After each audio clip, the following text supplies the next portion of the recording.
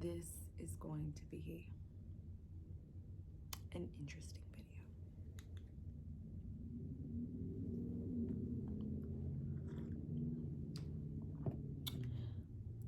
I'm gonna be real with you. The idea of getting on YouTube or a giant platform and exposing my dirty laundry is a bit terrifying to me. Naturally, I'm a very transparent or vulnerable person, but this is different because for a very long time, I've been protecting the characters in my story by remaining silent. And I feel like that silence can be so deafening and detrimental in your own mind that without airing it, you could feel really, I don't know, like it feels like it didn't happen, or it's a figment of your imagination. But this happens to be a figment of your imagination that you have to live with the effects of. And right now,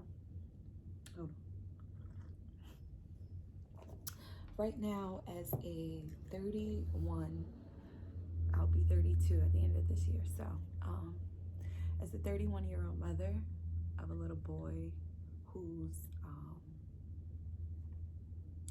duty and job and responsibility is to care and nurture that young man into an adult male who chooses to protect and love and take care of the people in his life, I feel like it's also part of my obligation to be honest with myself that there's healing that I need to do, and part of that healing is a lot of it is wrapped up in work I really don't want to do. So the idea, like I said, of me coming on YouTube to talk about this story it's a little nerve-wracking to me because the people closest to me not only know the story, they experienced it with me, and that's another thing. I don't think that they experienced it with me. However, they experienced me as an aftermath of it. And that aftermath, like, yeah, it's a bit rocky. So bear with me. So let me start by saying, if you stumbled upon this video, chances are it's a new year. You're looking for new content, and I am here providing that. But no, seriously,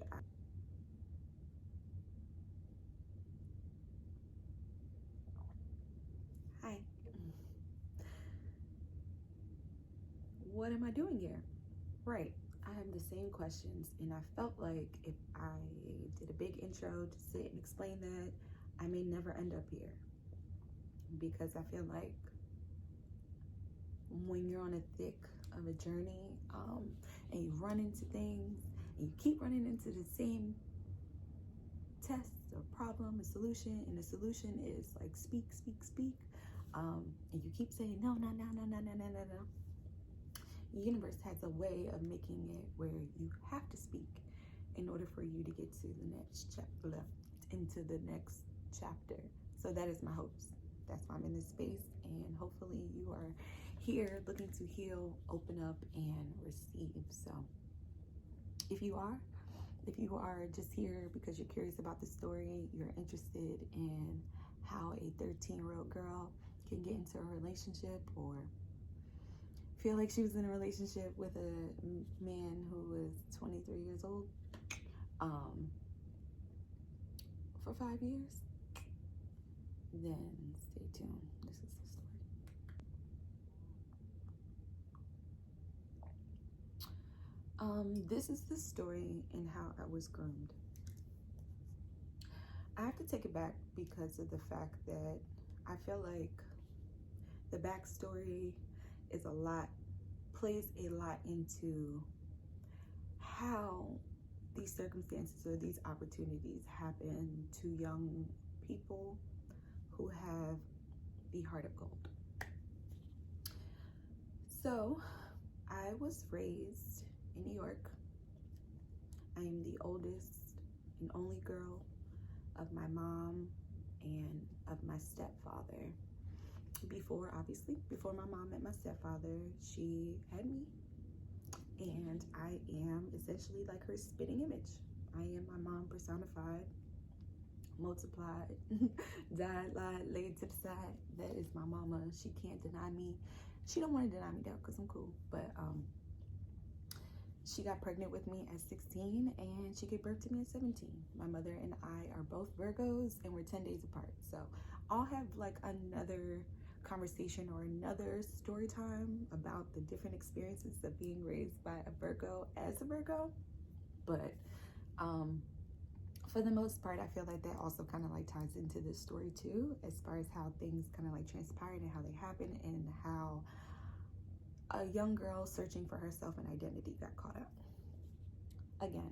So I just also wanted to be clear, the reason why I'm sharing this story is I feel like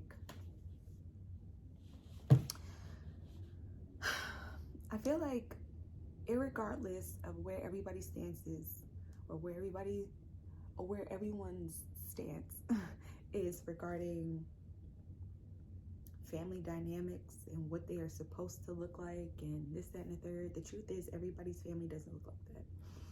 And I am a byproduct of I would say broken home. I would say broken because of the fact that my father had no engagement in my life. Not by my mom's choice, not by my choice. I had a desire for him, naturally, it's a little girl. Whatever he was personally dealing with and going through, his feelings of inadequacy at the time did not allow him to be present for me. And honestly, I never held that to him. I really kind of like always just had this bill of unconditional love. And I went on to think that when he's ready, I'll be ready. As long as I stay ready, when he's ready, there won't be any excuses, if you will, as to why we don't have a relationship. And I pretty much like let caution to the wind, and I let myself dirty. So my mom has me at 13. No, she didn't have me at 13, sorry. My mom has me at 16, and I'm jumping time now. So naturally, I'm the only girl, I'm the oldest. My mom remarries when I'm about 6. So my stepfather has been in my life since I've been about 19 months, but I've always pretty much felt extremely isolated and displaced in my family. I'm sure there's a lot of us here that if you stumbled upon this video and if you could relate to me in any way, you feel like the black sheep, you feel different, you feel stand out, you feel misunderstood. And for a great majority of my life, that's exactly how I felt. So I'm not gonna cry. So because of that feeling of feeling exiled or unequally yoked with my family, there were times and opportunities in which other social events, or there were times in school, there were times in church that I was looking to join these programs and organizations based off of the feeling of love and community that they possessed or that they offered me at the time. And depending on how much love or how accepted I felt depends on how active I was as a participant in these events. And naturally, the house of God is a place that if you are looking for love, if you are looking for validation, if you are looking for God, essentially like the love of God, that is the place you go. So I was a very socially active child in tons of things. You're talking about obedient to the 5th power. I don't know about y'all, but I'm sure there's some of us out here that still remember being raised by type A strict parents. You get what I'm saying? So what you did is what I said. I signed you up for this. You taking that. You don't quit. You go. And you do it with a smile on your face because your parents work hard and your parents pay for it. So there were tons of activities that I was a part of. And one of the things that I really, really, really loved to do as a little girl, I loved to dance. I loved to dance, sing, and perform. I was the performer, right? So family times, family events. I'd be the one, the baby girl, like, you know, like in the middle of the circle. I got my outfit prepared, dance routine. Like, you get what I'm saying? Like, that's the energy that I was always given. I was a very, like, spirited child in social events. When I was by myself, I had a lot of feeling of isolation, but I, inadvertently, I guess, I looked for that community, that love all around me. So, moving forward, I'm about 12 years old, and my mom, ironically, she signs me up for, or we talk about it first. I had just joined my mom's childhood church. I had just decided to give my life to Christ, and it was a personal choice of my own. I walked down the aisle. I remember, like, it was an altar call, and I was asked if I wanted to join the church and give my life to Christ, and it was like, I said yes. So I did like a year's worth of Sunday school. Amen. A year's worth of Sunday school in the program. And during the Sunday school program, we found out at another church there was a vows of purity in a rites of passage program. Rites of passage, vows of purity. So it's a 2-year program, and we met, I believe, every second and fourth Saturday. Forgive me if I have my dates wrong. Trauma has a thing of kind of putting certain things, like, you know, in different places for you. So Baptist church shit, we met every second and fourth Saturday, I believe. You know, I wake up early, spend 5 to 6 hours at church learning about Black history, learning about our culture. I honestly believe that the program itself was a beautiful initiative. Like, that's something that I really felt like I learned a lot of sense of pride in myself. Another thing that I'll talk about in another video is like how isolated that I felt as a Black woman growing up in my household, because I was the fairest. I had different texture hair than everybody. I stood out. Like, when I say Black sheep, I felt like a Black sheep. So everything about me was just so different. And knowing that, like, my father wasn't in the home, like, there was a lot of things that I internalized with, hey, that didn't bother me, because I was able to compartmentalize a lot of things. That's what trauma does to you too. So I could not change my family dynamics, so I put all my energy into my schoolwork, being extremely talented dancer, being extremely involved in chorus. I was in the church choir. I enjoyed singing. This was a time for me to be alive, like, you know, me feeling like stepping out into the world and just trying different things out on myself. Well, I joined the Rites of Passage program, and long story short, it's a 2-year program. So the first year, Rites of Passage, you're learning about the history and our culture, and we're learning, like, you know, we sing, lift every voice and sing, and church hymnals, and praise and worship, and community outreach and service and stuff like that. Like I said, essentially it was a beautiful initiative. However, I personally believe that there were just a lot of things that were not done correctly to protect the children involved in these activities. So year 2 comes. Year 2 is the vows of purity portion of the 2-year group. And at the end of the 2-year commitment, you're taking a pledge to save yourself for marriage. This idea, I loved it. I love the idea. I'm a Virgo, so the sense of like purity, the sense of kind of like waiting until marriage, holding myself like for that one was very big and very important to me.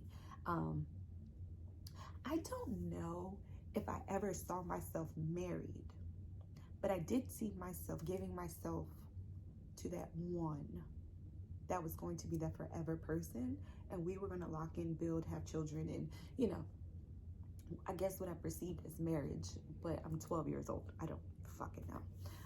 My mom did not marry my dad, so even still the idea, conception of having to marry,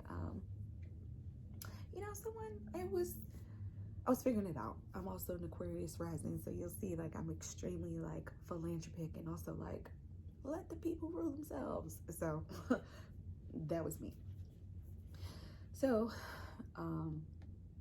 during this time that I feel like I'm heavily invested in a lot of extracurricular activities, I'm experiencing a lot of personal things going on at home. My parents, for the most part, their relationship was just very interesting to me. It wasn't necessarily what I categorize as healthy in any respect. So out of protecting other people's privacy in their relationship, I'm just not going to go too far into what I felt like it was. Granted, everybody's, I feel like the time that I grew up, the realization that everybody had things going on behind closed doors. I guess that's just the reality, right? That's family, right? So I kind of ran to church as an outlet. Church was my saving grace. Church was the place I felt like I took it more seriously than everybody else around me. Everything that I did, I felt like I took really seriously because I really wanted a sense of feeling good about myself, because it's so interesting with a lack, like the space of like a missing parent, how that can make you feel really isolated and invalidated as a person. It's like, who am I? And the things that I knew about my father, my bio dad, they weren't the best, so he wasn't very truthful and forthcoming. He didn't really keep his word, and these were things that I don't know, maybe overthinker, hyper vigilant child, childhood trauma stuff. I was trying to avoid certain outcomes because I couldn't really see how they came about, and I wanted to be really mindful of the energy that I put out into the world. So I church, and second year came, vows of purity. I graduated, and at the end of the graduation ceremony, there was a trip. It was a retreat with the church that the church was going to Virginia, and I think they were spending a long weekend, maybe a week down there in Virginia. And we were supposed to go visit schools and colleges and go to the King's Dominion and do things that I've never done before. I'm 13. And I was like, yeah, I'm excited. Like, let's go. Like, I was really excited to go, but my parents weren't necessarily in the financial position just to send me to the retreat. So my mom, Virgo, resourceful mom, did what every Virgo mom or every mom would do, She advocated for me with the director of the program, and he said that the church would sponsor me so that I can go, and I went.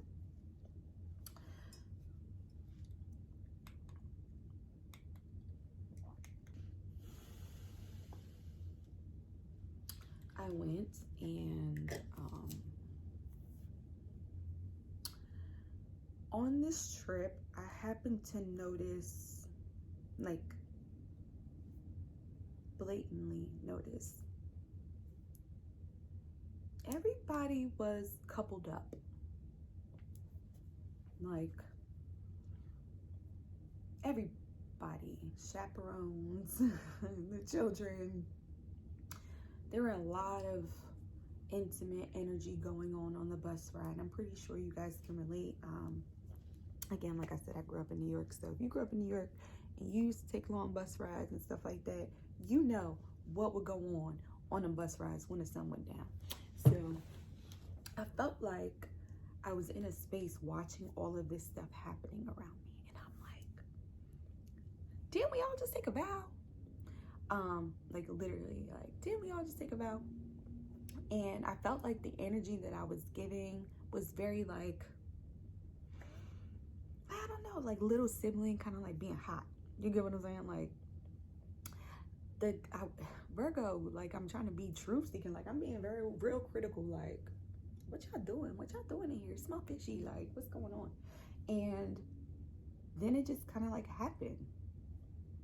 He started talking to me. I think that what I happened to later learn about pedophiles and people who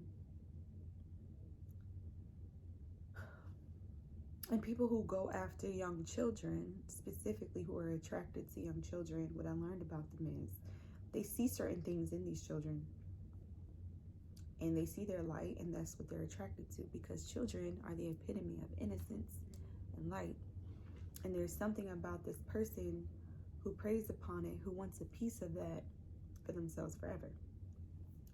So they started talking to me and started making me feel very special. It was very clear on this trip that I was the oddballs, black sheep. Everywhere I went, that's how I felt.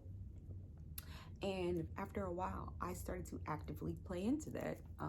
And what I mean by play into it is like, I knew everybody wasn't gonna like me, so I would say what was on my mind. Like, you're not gonna fight me, so let me say what's on my mind. And that didn't always win me friends, if I'm being honest with you. So like I said, I felt very isolated. Accountability has always been a big thing for me because of the fact that I grew up in a very strict household. My parents held me accountable. They wore me out when I was not performing at my best. So I did essentially what I felt like was a love language in holding my friends accountable, friends in the same space. Well, when you are the one, sometimes when you are the one person trying to stand up against a room full of wrong, you can get really drowned out. And at the time, I was not really confident and or close to home enough to not give into the pressures of what was happening. So what I happened to notice, because as a child, I was team underdog. So that means I became friends with people that I felt like were like me, because I felt like the underdog.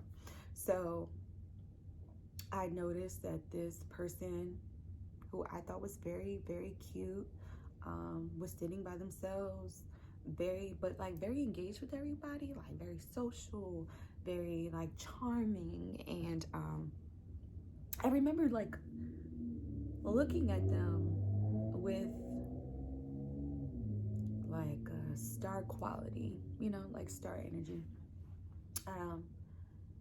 And I'm being like, oh my goodness, I wish I was like that. Like, I wish I was charismatic like that. I wish I could light up a room like that. I wish I could impact people's lives and make them laugh and this and the third and be cool and dress cool. Like, I remember being like, they're so cool, they would never talk to me, and kind of like just disregarding it.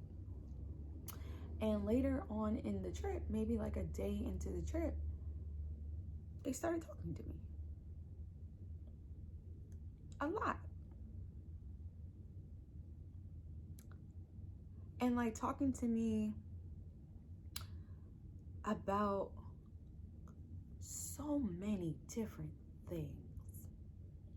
And when I have to take a step back and think about the fact that I felt very isolated and alone growing up, I realized no one talked to me.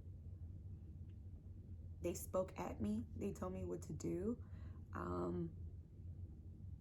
They made my movements or my missteps about them. Like, it wasn't, I did not have the grace or space to be me with the current people in my life. So, excuse me, as a child, I was very green with, this is mind you, while the internet is like brand new, when we're still learning, like those people that you're talking to in the chat room are not the people that they say they are.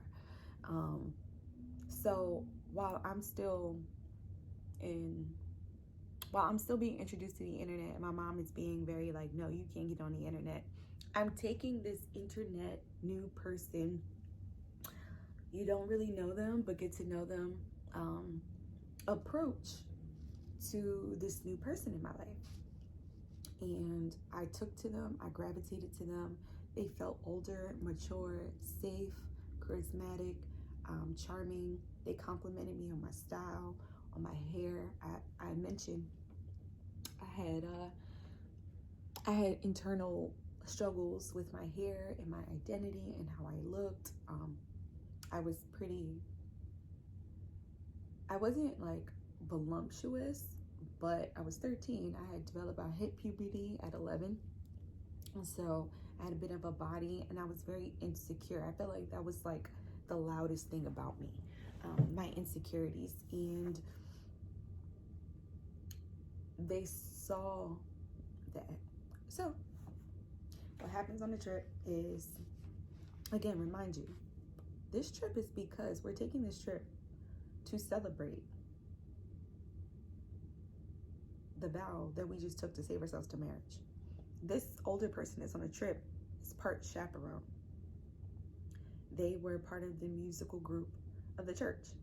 As a young dancer, musician in the making, when I say I gravitated to this person, I was just like, oh my God, this could be a best friend.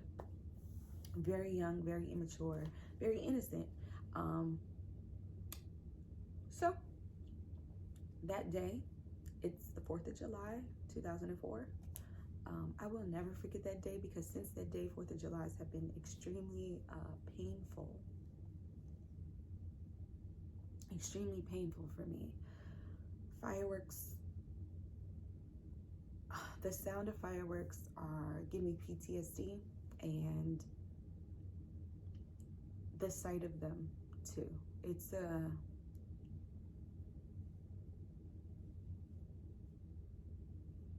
yeah. So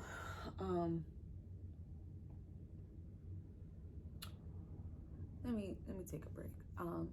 I just want to kind of like remind, the reason why I'm telling this story is because of the fact that I feel like while I was in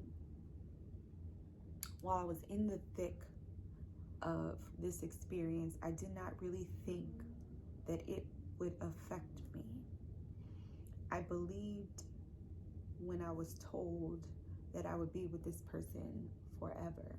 I believed when I was told that I was special, and that I had been the only young girl that this person talked to. I believed it when they told me not to tell. I believed it although it felt wrong. And I think it's just really interesting how 18 years later, I still live daily with the residuals of being taken advantage of. And I know that there are other women, grown, meaning older than me, younger than me, finding their way, that are battling like real intense feelings of unworthiness and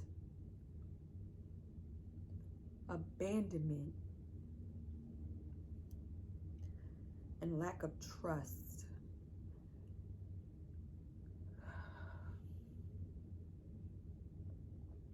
I feel like there's so many women holding the residuals of someone being taken advantage of. And the truth is, it was never ours to hold. And so I'm telling this story in hopes to be able to, honestly, as a personal journey with self, the person who is going through it, who's making her own moves, who feels in charge of herself, and she thinks that she is making the best decisions for herself. That is a one-sided perspective that only age will allow you to see. And I remember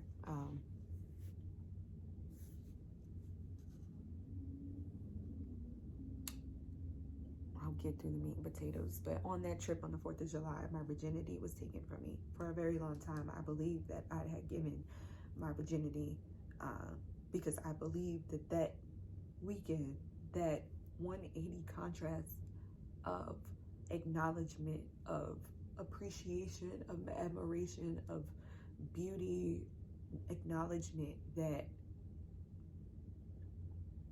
I found the one. And I moved with that. I moved with that fiercely because I was looking for something. I guess the idea, I say it all the time, like women who don't have daddy issues and they cling to men and this, that, and the third, blah, blah, blah. I guess essentially it's the same story. Like it's this statistic, you know. However, I'm trying to break down and explain the psychosis, or where mentally a young woman would be at within herself, where she still feels like she's not affected, where she feels like I will be okay regardless. And the truth is you will. But if I could share a story to help navigate or save someone, shave off a few years of having to heal from something that you never deserve to experience, then I would do it many times. I would do it many times. And I feel like over the years, there are times that I've shared this story in private with people, but never once like really putting it together in one video. And I feel like I'm gonna need a part 2 for the video. So like, I guess if you're interested in hearing more, I guess, back history on the signs of that predatory kind of like energy, or the signs of protecting your daughters or your children, or even giving them a platform to speak to you about the people that you have around them that may make them feel really special. I think that if we were more honest with ourselves about our own desires for connection and love, we will be able to understand our children's desires, especially for the young girls, and not hold them wrap too tightly to this idea of promiscuity, and kind of like really hold space for the fact that we come from a long line of women who have been hurt. And in that hurt, there's a lot of longing for healing. And for as long as I've been alive, my soul has been craving that type of healing. The women that have passed through me, the woman that I am, they're here looking for vindication. And I feel like me being able to have this platform to talk about my experience is the start of that vindication. So I would say all that to say, I will leave this to marinate. My son's awake now, but I will leave this to marinate, and then I will come back and I guess answer any like questions or go over anything and like move on and kind of like go into part 2, because like I said, I had been in that situation for 5 years, and I learned, I went through a lot. I went through a lot, and I learned a lot, and I'm still learning a lot, and I'm still experiencing a lot. So I look forward to being able to communicate with you and share with you what that is as I journey and as I figure it out. Because child, one thing about trauma is the fact that you never really know in what ways it's going to show up. These things embed into your DNA, and they like sit there and they mutate and they fester and they change you. And in that changing you, everybody that you meet is meeting a new version of you, and everybody's like, and then one day they all get together. This is not real. But one day you feel like they all get together and communicate with each other about how you are, who you are. And none of those people are you. They're all a figment of the reality that was given to you. I'm going to sound crazy right now, so I'm going to stop. But we'll be back for part 2. I'm trying not to get too emotional because, like I said, it's a very big thing for me. So I just wanted to share that part. And if you can relate in any way, please share your thoughts or send me some good positive words or vibes, and I'll check in with you guys later. I think I decided just now, that I want to acknowledge this space on YouTube as you guys being my sisters. Hi. Sleepyhead is just waking up. Acknowledge the space as you guys being my sisters, and I just thank you so much for listening, and I look forward to checking in with you another time. And so peace. Peace.